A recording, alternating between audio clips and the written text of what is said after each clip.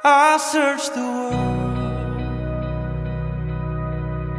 but Kung meron man tayong dapat gawin sa umagang ito, kung meron man tayong dapat gawin sa ating anibersaryo, kilalanin natin na naging mabuti ang Diyos sa ating mga buhay. then you came along,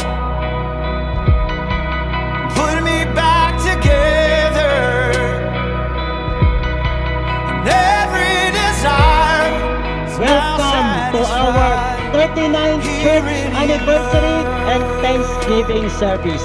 Purihin ang Panginoon. Oh, there's nothing better than you. There's nothing better than you.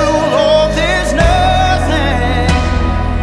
Nothing is better than you. There is victory in Christ. There is vibrant victory in our Lord Jesus Christ. You turn mourning to dancing.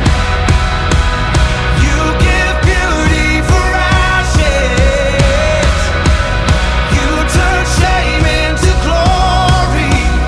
You're the only one who cares. You turn graves into gardens. You turn bones into armies. You turn seas into highways. You're the only one who cares. You're the only one who cares. Oh, there's nothing better than you. There's nothing. Tandaan natin mga kapatid, kung tayo man ay nagbibigay para sa Panginoon, alam natin ito ay hindi mawawala ng kabuluhan. Bakit? Sapagkat ang Diyos na ating pinaglilingkuran ay Diyos na hindi liko. Oh, there's nothing better than you. There's nothing better than you. Oh, there's nothing. Nothing is better than you.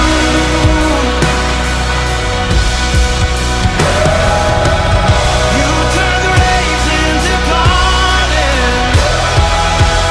You turn seas into highways. You're the only one who cares.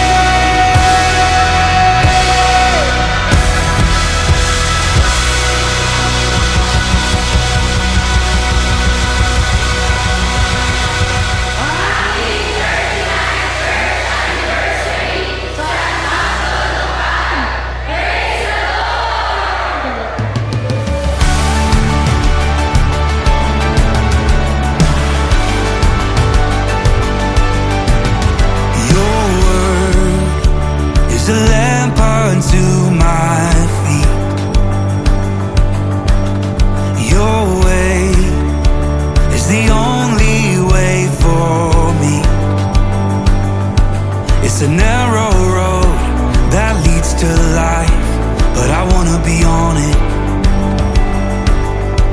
It's a narrow road and the mercy's wide, 'cause you're good on your promise. I'll take you at your word.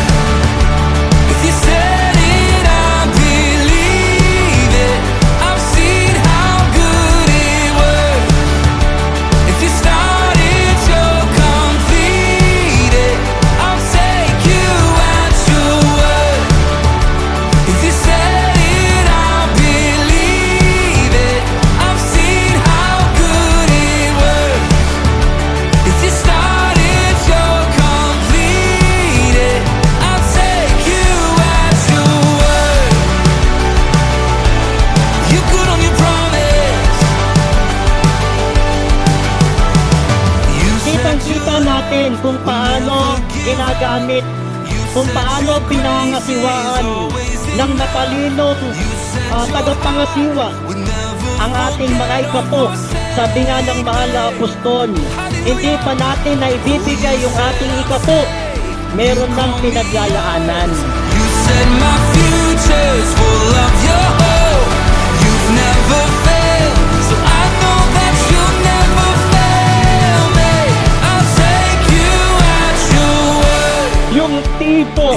kasalanan ay kapahamakan. Pero yung tipo na yan, yung lason na yan, inalis na ng Panginoong Jesus doon sa krus ng Kalbaryo.